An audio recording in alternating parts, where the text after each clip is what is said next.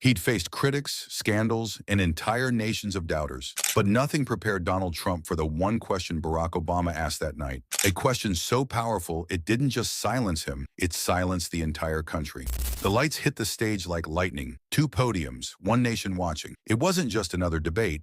It was Donald Trump and Barack Obama, face to face for the first time in years, live from Columbus, Ohio. Trump stood tall, red tie gleaming, Obama calm, composed, unshaken. The moderator welcomed them. The crowd roared. Half cheers, half jeers. Two Americas in one room. The opening questions were civil: economy, healthcare, jobs. But beneath the politeness, tension brewed. When Trump interrupted Obama, calling him wrong, Obama smiled and said, "Mr. President, education isn't about numbers, it's about kids." The crowd stirred. From that moment, the energy shifted. Every exchange tightened the air. Obama's words were measured. Trump's were thunderous. Then came a question from an audience member. Carla, a mother from Phoenix. Her voice trembled. "What does unity mean to you now?" Trump went first. "Unity means standing behind your president," he said proudly. Few clapped. Obama followed quietly. "Unity doesn't mean silence. It means listening, even when you don't agree."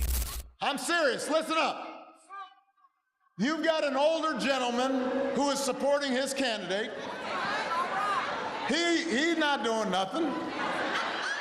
You don't have to worry about him.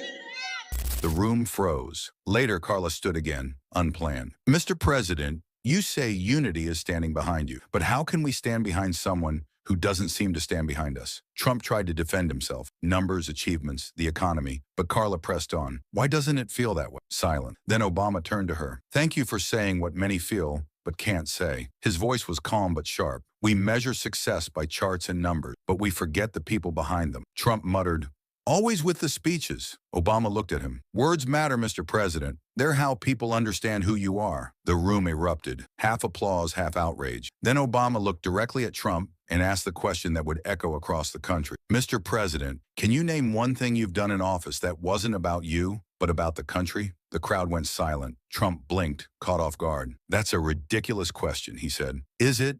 Obama replied softly. Trump stumbled. "Numbers, military, economy." But Obama pressed, "You're naming accomplishments, not motives." The silence stretched. Everyone watching knew they were seeing something real. Finally, Obama said, "Taking hits isn't the same as taking responsibility." The audience gasped, applause breaking through. The moderator tried to move on, but the energy had changed. Obama stood still, composed. Trump was on defense for the first time. When the cameras cut to commercial, America was already reacting. Within minutes, the clip exploded online.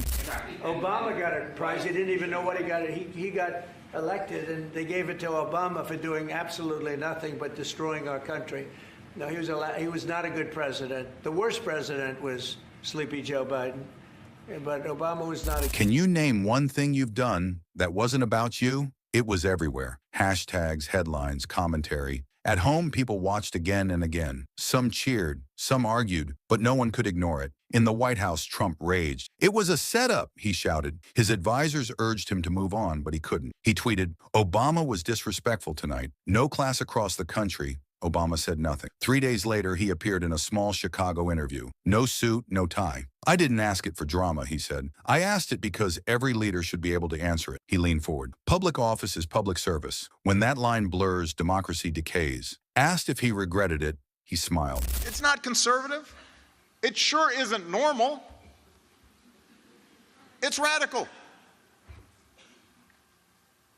It's a vision that says the protection of our power and those who back us is all that matters, even when it hurts the country. Sometimes silence says more than argument ever could. Those words reignited the moment. People began reflecting, not on politics, but on purpose. In classrooms, churches, coffee shops, people repeated the question, not just for Trump, but for themselves. A pastor asked his congregation, "When was the last time you did something not for gain, but for goodness?" Online, a movement began. Hashtag for the country. Teachers, nurses, veterans shared acts of quiet service. The question had turned into a mirror. One clip surfaced of Obama after the debate, thanking a stage technician by name. "Didn't think you'd remember me," the man said. Obama smiled. "That's the job, remembering who you're doing it for." The town hall was never declared a victory or defeat, but everyone who watched knew what they'd seen. Two visions of power colliding, one fueled by ego, the other by reflection. And long after the lights faded, the question remained, can you name one thing you've done